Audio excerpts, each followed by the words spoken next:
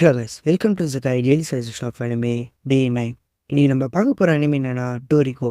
ஆமாம், இந்த அனிமே ஜப்பானில் 2011 ரிலீஸ் பண்ண ஆரம்பித்து 2014 கம்ப்ளீட் பண்ணாங்க.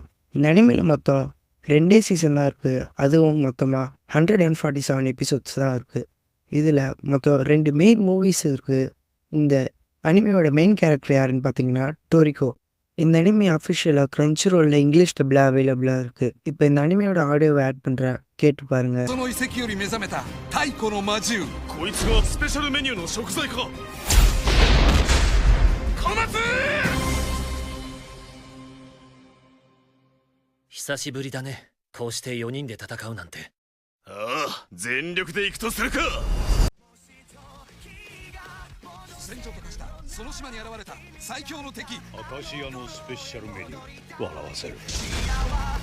この夏トリコ史上空前のバトルアドベンチャーが幕を開ける。許せねえ、みんなに手出してんじゃねえぞ。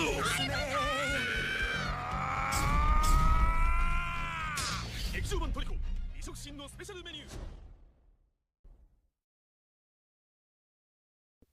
ஆடியோவெல்லாம் கேட்டிருப்பீங்கன்னு நினைக்கிறேன். உங்களுக்கு இந்த வீடியோ பிடிச்சிருந்தா கமெண்ட் பாக்ஸில் கமெண்ட் பண்ணிட்டு நம்ம சேனலை சப்ஸ்கிரைப் பண்ணிப்போங்க. அப்புறம் நாளைக்கு பார்க்கலாம்.